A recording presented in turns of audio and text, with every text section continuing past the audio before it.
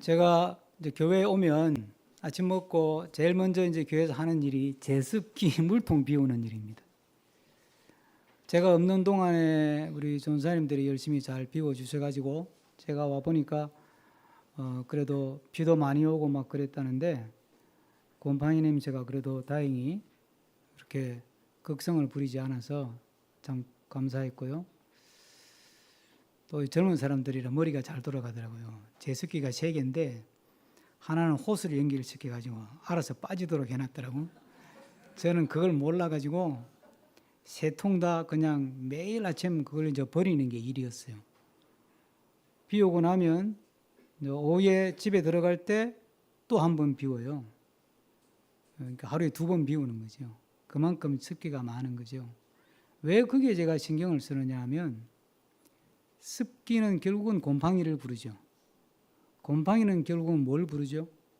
병을 부르죠. 네. 제가 목소리가 빨리 잠긴 게 이 습기 때문에 그런가? 어쨌든 이게 습기는 곰팡이를 부르고 곰팡이는 병을 불러요.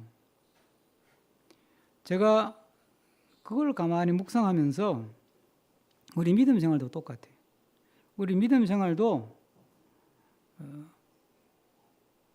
늘 장마철이야. 늘 습기가 많아. 우리 믿음 생활이 믿음이 제대로 작동되지 않고 많은 미혹과 유혹 주변에 뭐 별별 소리가 다 있으니까 그러니까 굉장히 습기가 많고 그 습기들이 내 마음속에 영혼에 이렇게 자리를 잡으면 그게 곰팡이가 되는 거예요. 그게 의심이 되고 불평이 되고 원망이 되고 근데 그게 깊어지면 어떻게 돼요?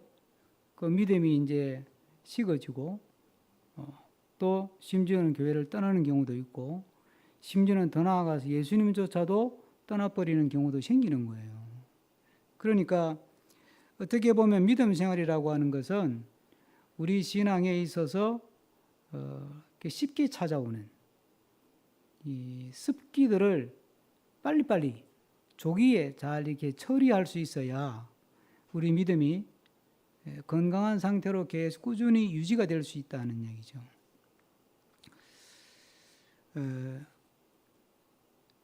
그 최근에 이제 이 유튜브 시대가 되면서 뭐 누구나 마이크 켜면 다 자기 방송할 수 있는 시대다 보니까 기독교 관련 유튜브도 굉장히 많아요. 이제 저는 특히 목사니까 저한테 그냥 알고리즘을 통해서 자연스럽게 연결이 되는 유튜브는 거의 다 기독교 관련 유튜브니까 뭐 하여튼 제가 그걸 보면서 느끼는 게 사람들이 왜 이렇게 똑똑하냐는 거예요. 다들 말도 잘하고 똑똑하고 훌륭해요. 이제 그런 걸 제가 보면서 이게 영적 사사시대 비슷하구나. 다 자기 속에는 옳은 대로 그냥 떠들고 사는 거예요. 믿음 생활도. 예를 들어서 교회의 어떤 안 된 모습, 교회의 좀 나쁜 모습들을 지적하면서 잘해보자. 그건 좋아. 얼마든지 좋아요. 뭐 어떤 내용도 저는 좋다고 저는 생각해요. 예, 그러면 터뜨려야 나으니까. 그런데 그걸 넘어서서 뭐 이렇게 뭐 신학 공부 조금 해가지고 뭐 신학책 몇 권 읽고 성경 몇 분 읽은 것 가지고 한두 구절의 교리 문장이나 또는 뭐 성경 몇 구절을 가지고 뭐 마치 자기가 진리에 파수꾼같이 떠드는 사람들이 있어요. 그 나이 많고 적고를 떠나서 다 그렇더라고. 그래서 제가 그분들한테 제가 만나면 물어보고 싶어요. 당신은 믿음 생활하면서 얼마나 깊이 고뇌하고 고민해 봤냐? 예? 신앙이 그렇게 단순한 거냐? 왜 그렇게 기독교 복음을 가볍게 취급하냐? 믿음의 삶이라고 하는 게, 믿음이라는 게 성경이 그렇게 만만하냐? 한 번 몇 번 읽고 뭐 100번 읽으면 바로 확 도가 깨쳐지냐? 그 신앙의 길이 그런 것이냐? 그걸 내가 물어보고 싶어요. 여러분, 구원의 진리라고 하는 것은 단순하면서도 굉장히 심오합니다. 복잡하다는 이야기가 아니에요. 굉장히 단순해요. 심플해요. 그러나 그 깊이는 우리의 상상을 초월해요. 복음이라는 단어 하나, 믿음이라는 단어 하나, 십자가의 진리, 십자가의 구원이라는 이런 단어 하나가 그 단어가 품고 있는 그 깊이라고 하는 거는 우리 머리로 다 풀 수 없습니다. 그 하늘의 지혜라는 말을 쓰잖아요. 예? 그걸 어떻게 책 몇 권을 가지고 다 알겠어요. 예? 그 오묘한 진리를. 그러니까 사도 바울같이 똑똑한 사람도 오라 하나님의 지식에 깊고 오묘하며 깨달을 수 없다고 그러잖아요. 사도 바울이 못 깨달았는데 누가 깨달았다고 그렇게 떠들어요. 예? 그러니까 야, 이게 참 문제다 싶어요. 우리가 성경을 읽을 때도 똑같은 현상이 나타나는 거예요. 성경을 읽을 때 여러분들 그냥 이게 쓱 읽어가지고 탁 잡히는 메시지는 나쁜 건 아니지만 충분한 것도 아니에요. 예? 에서하고 야곱이 만났다, 화해했다, 아, 하나님 은혜네. 그러고 넘어갈 간단한 문제가 아니에요. 아니, 그 간단한 이야기를 하려고 이렇게 긴 분량을 하나님이 그때 내용을 자세하게 적어서 기록했을까요? 이 성경이라는 책에다가. 그렇게 가벼운 문제가 아니라니까. 예? 우리가 말하는 것들은 창세기부터 계시록까지는 일관된 하나님의 메시지가 있고 뭔가 하고 싶은 이야기가 있잖아요. 아니 뭐 창세기에 인간관계를 잘하는 법에 대한 원리가 없는 건 아니지만 에서하고 야곱 이야기가 뭐 오해를 푸는 법, 원한을 뭐 지혜롭게 푸는 법, 그거 설명하려고 준 건 아니지 않겠어요. 그런 메시지를 우리가 얻어낼 수는 있지만, 예? 그런 점에서 오늘 본문도 여러분 그렇게 간단하게 볼 본문이 아니라는 거지요. 제가 그래서 제목을 극적인 화해에 담긴 은혜, 그리고 괄호 안에 그리고 그 이유라고 적어놓은 거예요.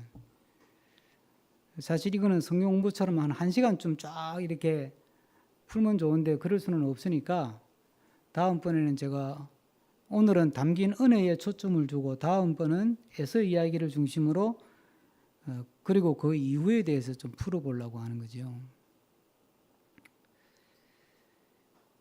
우리가 아는 것처럼 야곱은 야복강에서 특별한 이름을 얻습니다. 그게 이스라엘이라는 이름이죠. 그 뜻이 뭐죠? 하나님과 붙어서 이겼다는 거예요. 하나님과 붙어서 이겼다. 그러면 하나님과 붙어서 이겼다는 게 무슨 뜻이에요? 하나님을 정복했다는 뜻이에요? 하나님을 굴복했다는 뜻이에요? 하나님을 내가 마음대로 요리할 수 있게 되었다? 악으로 깡으로 버텨가지고 내가 원하는 걸 받아내게 된다? 성경이 그런 이야기를 하려고 이 엄청난 이름을 줬을까요? 그런데 생각해 보세요. 그러면 32장에서 뭐라 그랬냐면 하나님이 야곱에게 한 말이에요. 너는 하나님과 및 사람과 겨루어 이겼다. 이렇게 돼 있어요. 한번 확인해 보실까요? 32절 보세요. 32장 28절 제가 읽겠습니다. 그가 이르되 내 이름을 다시는 야곱이라 부를 것이 아니요 이스라엘이라 부를 것이니 이는 내가 하나님과 및 사람들과 겨루어 이겼습니다. 하나님만 이긴 게 아니라 사람도 이겼다 이 말이에요. 그런데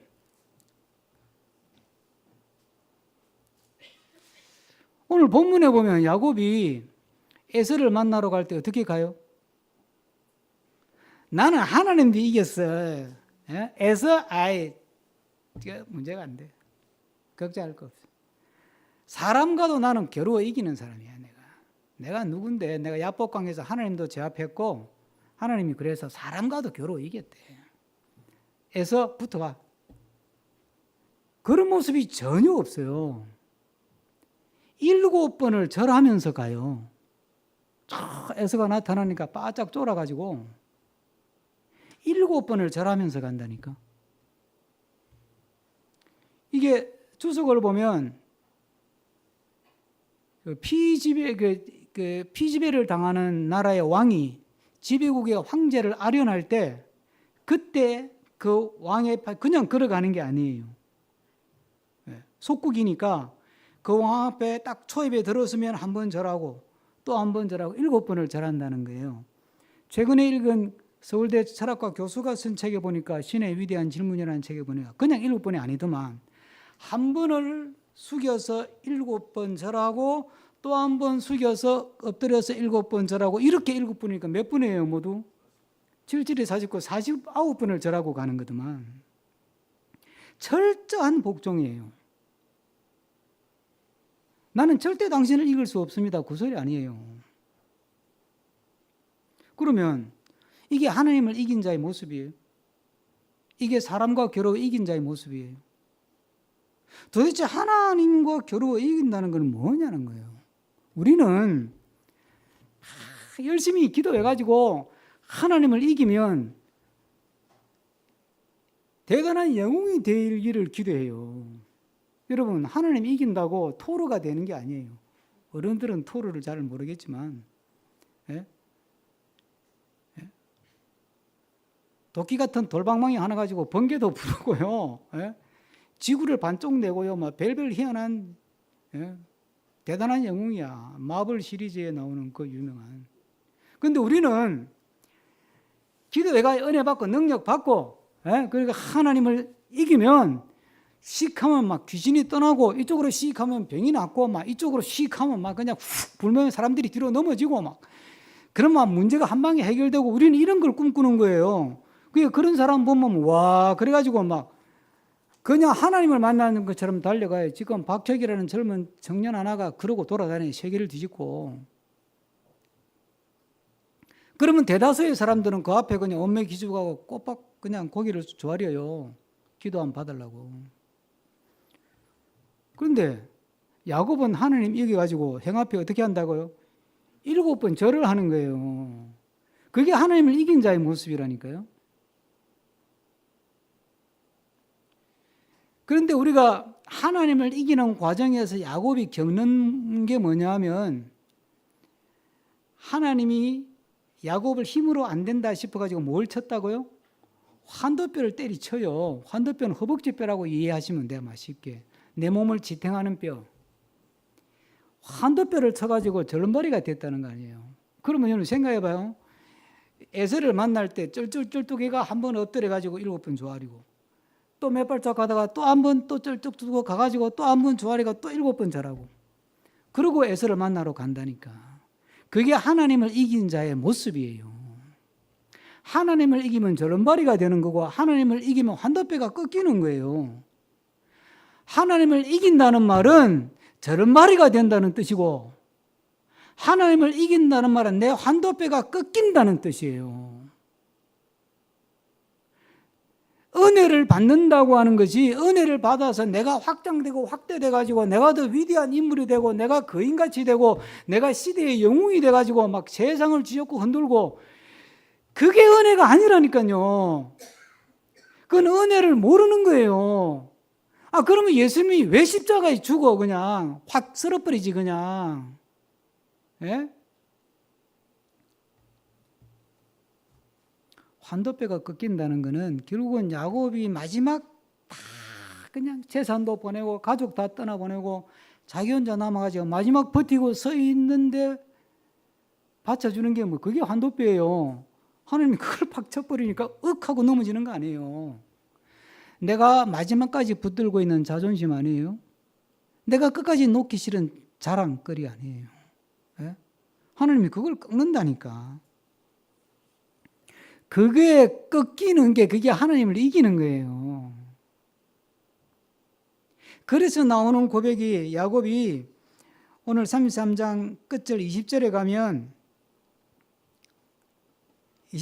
세겜에 가가지고 제단을 쌓고 이름을 붙이기를 엘로헤 이스라엘이라고 붙여요. 엘이란 말은 강한 하나님을 뜻할 때 쓰는 하나님에 대한 일종의 지칭이에요. 엘, 강하신 하나님, 그 이스라엘의 하나님 이런 뜻이에요. 이기긴 자기가 이겼는데 누가 강하다고요? 하나님이 강하다는 게 이것도 앞뒤가 안 맞는 말이야. 내가 하나님하고 붙어보니까 내가 이긴 것 같은데 실제로 강하기는 하나님이 더 강하더라 그 소리 아니에요. 그러니까 하나님 앞에서 환도뼈를 꺾고 엎드려 조아리는 게 그게 하나님을 이긴 거라니까.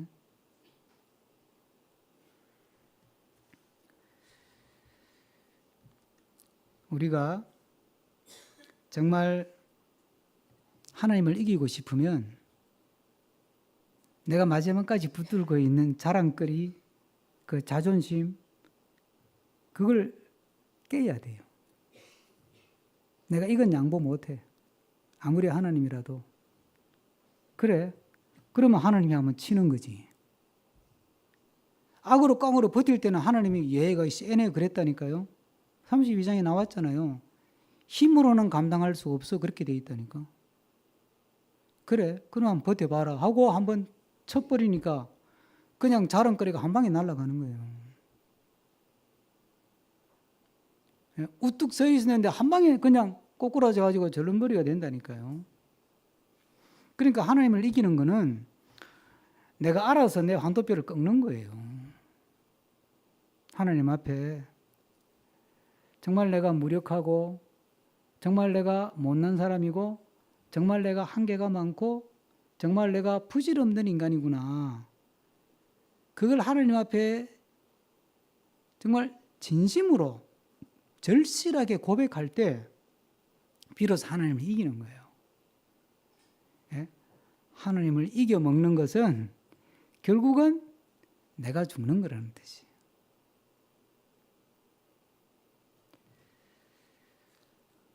오늘 본문에서 또 하나 이해가 안 되는 게 하나 있어요. 그 야곱이 이제 에서를 만나러 가는데 그 가기 전에 뭘 해요? 1절 한번 다 같이 읽어보십시다. 1절. 2절을 읽겠습니다. 2절. 2절을 다 같이 읽습니다. 여종들과 그의 자식들은 앞에 두고 레아와 그의 자식들은 다음에 두고 라헬과 요셉은 뒤에 두고. 이게 뭐 말이에요? 여종이라는 말은 라헬과 레아의 그 두 여종을 또 그 자식을 낳기 위해서 야곱과 합방을 하자는 일종의 이제 우리로 치면 뭐 우리나라 말로 하면 첫 비슷하게 된 거죠. 그래서 또 자녀들이 태어나잖아요. 그러니까 이제 야곱이 형 에서를 만나러 절하면서 가긴 가는데 가만히 생각하니까 만에 하나 형이 군사 400만 가지고 철아이가 쳐버리면 난감하잖아. 그렇죠? 그러니까 마지막 대책 꼼수 잔머리를 쓴 게 뭐냐면 그래도 본처보다는 후처를 통해서 난 애들이 좀 덜 귀하겠지 이 생각이에요. 그러니까 두 여종과 여종의 아이들 일진, 그 다음에 제일 사랑하는 아내가 라헬이니까 라헬은 후방으로 빼고 그 다음에 이전은 레아와 아이들 로벤 같은 이런 애들이 가고 그 다음 마지막에 라헬 제일 사랑하는 아내니까 라헬을 제일 뒤로 빼고 그 아들 요셉을 뒤로 뺀 거예요. 아직 베냐민은 태어나기 전이고. 그래도 희한한 거는요. 그러니까 야곱은 어디로 가요? 제일 앞으로 가요 또. 32장에서 야곱은 어디로 갔어요? 제일 뒤에 갔어요. 야복강을 건널 때 재산 먼저 보내고 양들 먼저 보내고 그 다음에 가족들 먼저 보내고 자기는 제일 뒤에 남았다 이렇게 돼 있어요. 그런데 봐요. 하룻밤 사이에 무슨 일이 있은 거예요? 재산 보내고 가족들 순서대로 보내고 자기가 제일 뒤에 가야 될 것 같은데 이번에는 그건 또 아니에요. 자기가 제일 앞에 가요. 제일 앞에. 이상하잖아요? 그러면서 자꾸 끝까지 지키고 싶은 라헬, 요셉은 제일 뒤에 빼요. 야곱이 앞으로 탁 절하면서 비록 절하면서지만 가는 거 보면 이제는 막 죽으면 죽이다 이런 것 같아. 상당히 멋있어. 그런데 라헬을 순서대로가 라헬을 제일 뒤로 빼돌리는 거는 아직도 여전히 꼼수가 남아있고 잔머리가 남아있는 거예요. 인간적인 계산이 남아있는 거지. 성경은 뭘 말하는 거예요? 야복강에서 그렇게 세게 은혜를 받았는데 이름까지 계명될 정도로 영적 창시 계명을 경험할 정도로 대단한 부를 받고 대단한 능력을 받고 대단한 은혜를 체험했는데 그래서 그 힘으로 일본으로 나가는데 그러면서도 라헬하고 요셉은 야 너희들은 제일 뒤로 가 빼돌리는 거예요. 이런 양면이 우리 안에 있다는 거지. 이게 우리 믿음 생활이에요.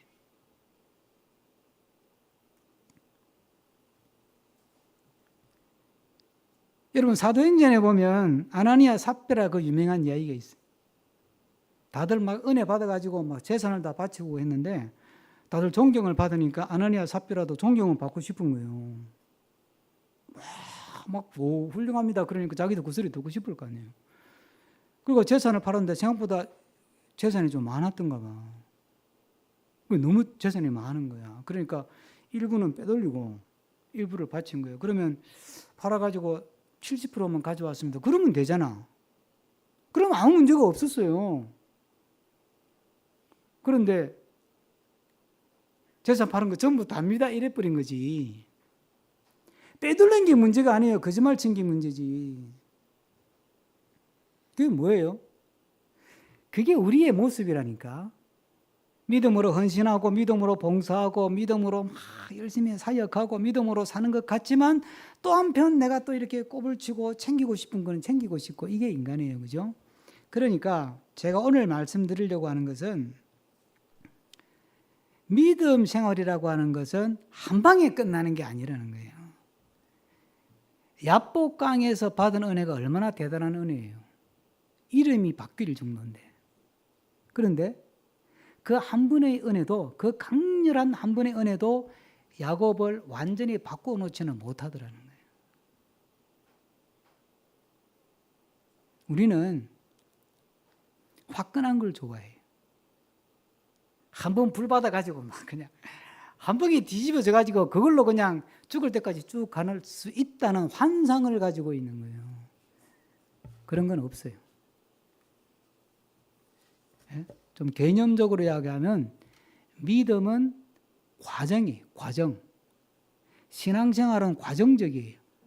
그냥 단계를 밟아서 가는 거예요. 한 번 세게 불 받아가지고 얼마나 가겠어요? 길게 가야 1, 2년이에요. 예? 제가 전에도 한번 얘기했죠. 트레스 디아스라고 하는 강렬한 영성훈련이 있어요. 웬만큼 완악한 심령도 거기 한 3박 4일 갔다 오면 다 콧물 흘리면서 간증해요. 근데 그 약발이 얼마 간다고요? 제가 해보니까 그 연동교에서 했으니까 몇 분을 제가 영주 기도자로 들어갔었으니까 길게 가봐야 석 달 가더라고. 석 달, 그 효과가. 그럼 그게 잘못된 거예요? 아니에요. 믿음이라고 하는 것은 그렇게 한 방에 끝나는 게 아니고 그런 게 조금씩 쌓여가면서 믿음이 자라가는 거예요. 예? 불 한 번 받았다고 간증하고 다니지 말아요. 그러는 게 아니에요. 예? 조폭두목으로 살다가 어떻게 깜빵에서 불 한 번 받아가지고 은혜를 받아가지고 예수님 믿고 세례받고 신학 공부해가 목사 됐다고 그런 사람을 목사로 세우는 그것도 문제고 그런 사람을 교회에다 부르다가 간증을 시키는 교회는 더 문제야. 그랬다가 간증을 그렇게 멋들어지게 해놓고 또 2년 뒤에 또 싸고 제가 또 깜빵에 가잖아. 그걸 몰라요, 그걸? 저 약발이 2년, 3년도 못 갔다는 걸 모르냐고. 믿음 생활 안 해봤어? 우리가 믿음 생활하면서 우리 주변에 믿음 생활하는 교인들을 봐요. 예? 기도원가가 벌 받았다고 펄펄 뛰다가 그 약발이 얼마나 간다고요? 얼마 못 가잖아요. 그죠? 그러니까 여러분 저도 저 자신을 위로하고 여러분들을 위로하기 위해서 제가 말씀을 드린다면 내가 이렇게 열심히 예배드리고 은혜 받는데 내 믿음 왜 이렇게 안 자라지? 낙심하지 마세요. 원래 그런 거예요. 그게 자연스러운 거라니까. 믿음이 자라고 주님을 닮아가고 그리스도의 장성한 분량에 이르는 것이 그렇게 가벼운 건 줄 아세요? 그게 쉽게 되는 게 아니라는 거예요. 그게 평생을 거쳐서 죽을 때까지 가도 될까 말까 이거 안 돼요. 참. 그럼 뭐예요? 비록 내가 하나님의 은혜에 기대에 미치지 못하지만 그걸 가지고 주님이 문제를 삼지 않아요. 예? 하나님 앞에 내 믿음을 증명하려고 하지 마세요, 제발. 어떻게 감히 하나님 앞에서 나는 이만큼 기도했고 이만큼 봉사했고 이만큼 충성했고 이만큼 섬겼습니다.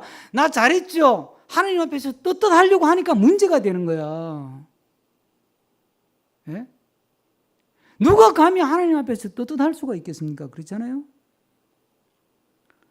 그렇게 하나님께서 나를 사랑해 주시고 구원해 주시고 은혜를 주시고 은혜 받고 기도하고 성경 읽고 예배 드리고 그러는데도 나는 왜 이렇게 요 모양 요 꼴이야?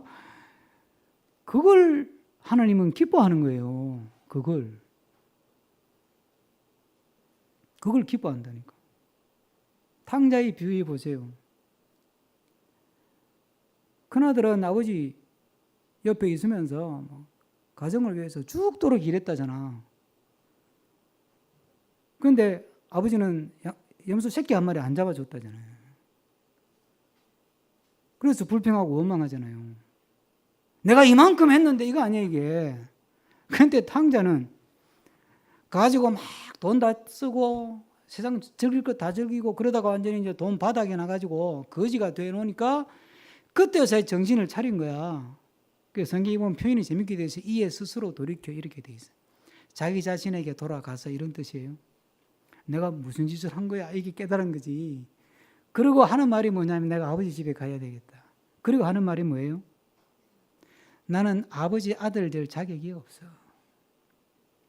그러니까 종으로라도 받아달라고 해야지. 그러고 가는 거예요. 그러니까 아버지가 뭐라 그래요? 야, 그래도 너는 내 아들이야. 내 재산 절반 까먹고 네가 그렇게 못된 짓 하고 돌아다니고 내 가슴에 비수를 꽂아도 그래도 너는 내 아들이야.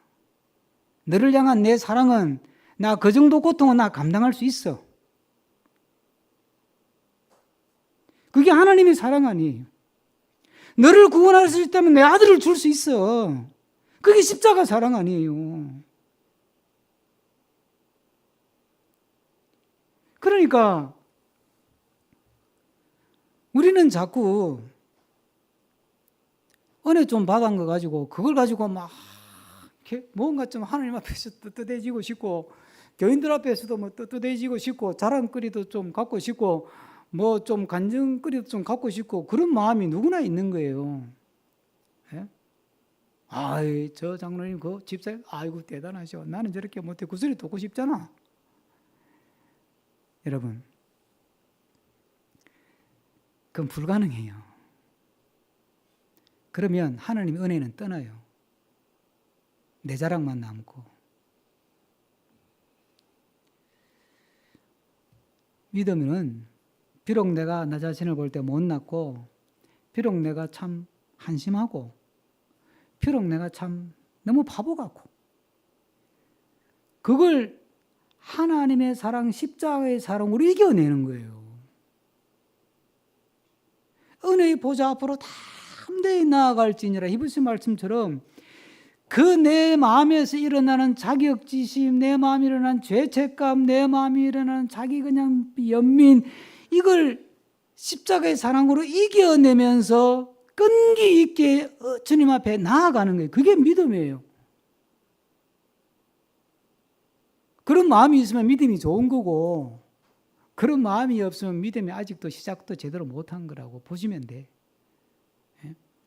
야곱을 통해서 하나님이 그렇게 말씀하시는 거예요. 또 하나 이해가 안 되는 장면이 하나 있습니다. 4절 한번 봅시다. 4절. 4절입니다. 에서가 달려와서 4절 다 같이 읽습니다. 에서가 달려와서 그를 맞이하여 안고 목을 어긋맞추어 그와 입 맞추고 서로 우니라. 여러분 이게 1절에 나오는 에서하고 이 에서의 모습이 연결이 돼요. 1절에 보면 야곱이 눈을 들어 보니까 에서가 400명의 장정을 거느리고 오고 있는지라고 그랬어요. 400명의 무장된 군사를 데리고 탁 나타나가지고 걸어오는데 야곱이 읽었던 저람은 이제 갔는데 가까이 다가가니까 에서가 아이고 야곱아 그러고 우는 거야. 끌어안고 그럼 군사 400명은 왜 데리고 갔어? 박수부대? 그거 아닐 거 아니에요. 예? 그 무슨 일이 있은 거예요? 몰라요. 성경 그걸 안 밝혀요, 희한하게.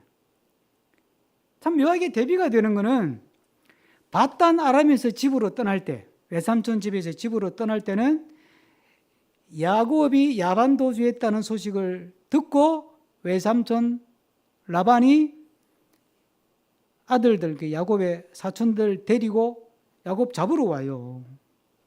그러다가 길르앗쯤 왔을 때 밤에 이제 거리가 있으니까 3일길 떨어져 있었으니까 노숙의 야영을 하는데 하나님이 길르앗에서 라반에게 나타나요. 야곱에게 나타나는 게 아니고 라반에게 나타나가지고 하나님 뭐라 그러는 너 야곱 손대지 마라.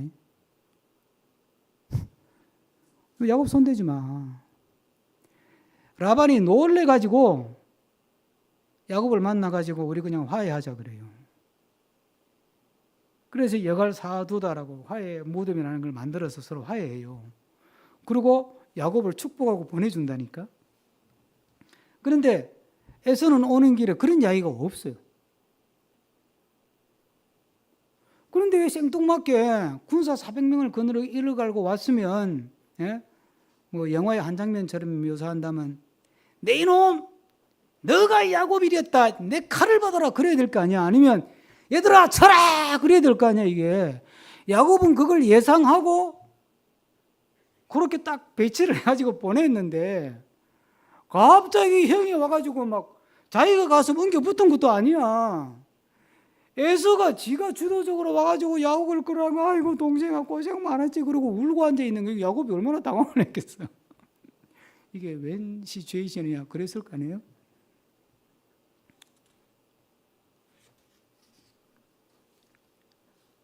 이게 무슨 이야기를 하는 게 성경은 이렇게 말이 안 되는 이야기가 너무 많아요. 어느 철학자가 그랬다더라고. 예수 믿고 나서 내가 예수 믿기 전에는 성경 읽어보니까 말이 안 돼서 안 믿었는데 예수 믿고 나서는 말이 안 돼서 믿는다 이러더라고. 여러분 생각해봐요. 그 별 볼 일 없는 목수의 아들로 마국간에서 태어난 아기가 메시아 구세주가 된다. 이거 말이 돼요? 우리는 거기다가 뭐 의미를 부여해가지고 성경에 기록된 걸 아니까 그게 하나님의 섭리지 이렇게 쉽게 말하는데 그 당시 상황에서 그게 말이 되냐고. 안 되잖아요. 더 웃기는 거. 그래가지고 이제 예수님이 33살까지 됐어. 막 기적도 행하고 그랬더니 진짜 메시아인가 그랬어. 그런데 인간의 손에 잡혀가지고 죽어버렸어. 인간의 손에 잡혀 죽은 신이 인간을 구원하는데 말이 돼요?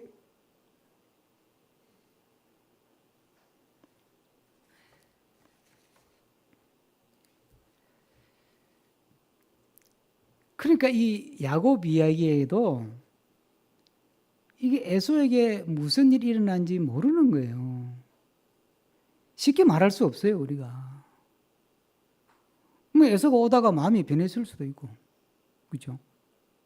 이제 와가지고 나이 들어가지고 뭐 내가 동생 하나 있는 거 죽인들 뭐 속이 시원하겠냐 이런 생각할 수도 있을 거 아니겠어요? 그런데 우리가 이제 신앙적인 관점으로, 신학적 관점으로 성경을 해석을 하면 뭔가 하나님의 미묘한 개입이 있었을 것이다. 이렇게 우리가 추측을 하는 거예요. 이걸 이제 이름을 붙이기를 섭리적 신비, 섭리적 개입, 신비한 간섭 뭐 이런 용어들을 써요. 그러면 이게 뭔 소리냐 하면 믿음 생활을 한다는 것은 뭔지는 잘 모르겠어. 뭐 그걸 섭리라고 부르든 뭐라고 잘 모르겠고 어쨌든 알 수 없는 하나님의 오묘하고 신비한 뭔가가 언제든지 일어날 수 있다는 가능성을 열어놓고 사는 게 그게 믿음 생활하는 거예요.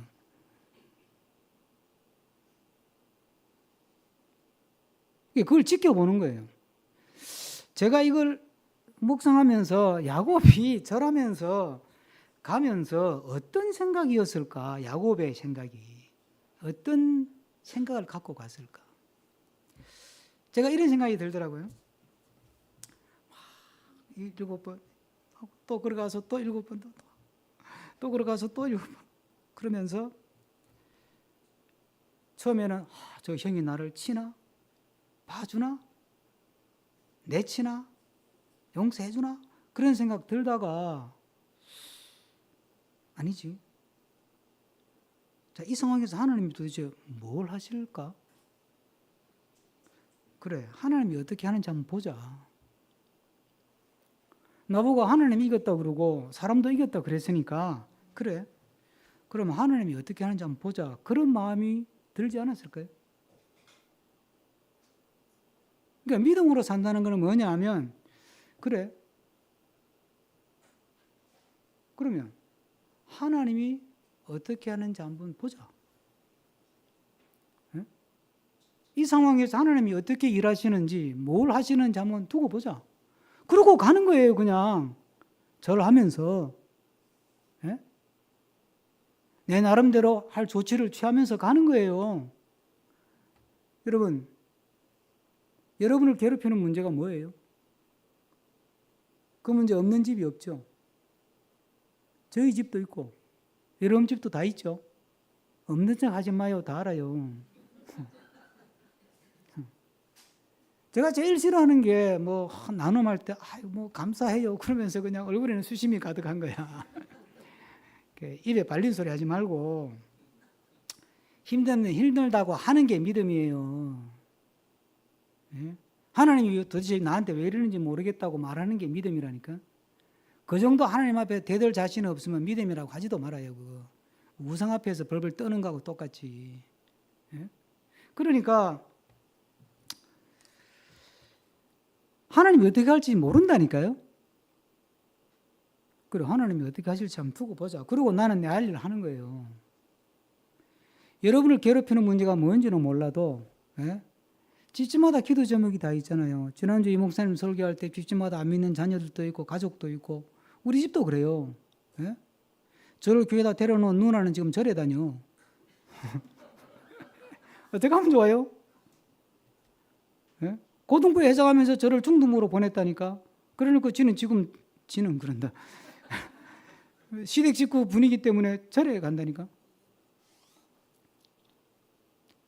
여러분, 집집마다 다 문제가 있고 고민이 있고 해결할 문제가 산더미예요. 어떻게 해요? 그냥 하나님이 하시는 걸 지켜보는 거예요. 어떻게 하시는지 한번 보자. 그게 믿음이라니까. 기도하고. 내가 할 수 있는 게 뭐겠어요? 기도하고. 그냥 그 믿음의 눈으로 하나님이 하시는 걸 지켜보는 거예요. 다른 방법이 없습니다. 기도하고. 하나님이 어떻게 할지는 나도 몰라. 죽은 자도 살리시고 광야에 길도 내고 사막에 강도 낸다는데 에? 어떻게 역사할지 내가 어떻게 알겠어요. 미리 예단할 것도 없고 에? 미리 절망할 것도 없고 하나님이 하시는 걸 지켜보는 거예요. 오늘 찬양이 보니까 가사가 이렇잖아요.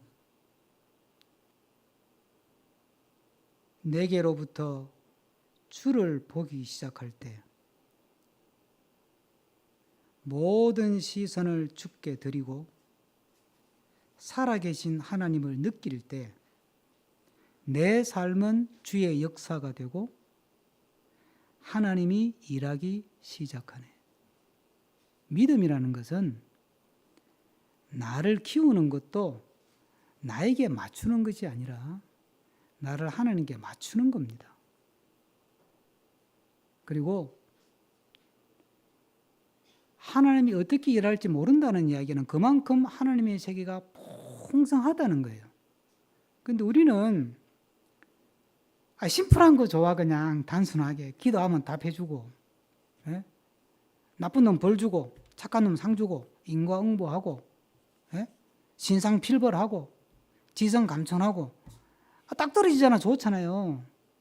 우리는 자꾸 거기다가 하나님을 가두어 버리는 거예요. 예? 여러분은 하나님을 여러분 머릿속에 가둡니까? 여러분을 하나님께 맞춥니까? 맥클로우라고 하는 미국의 흘러신학대학의 총장 지낸 분이 하찮아진 하나님이라는 책을 썼는데 그 책에 한 구절이 이런 구절이 있습니다.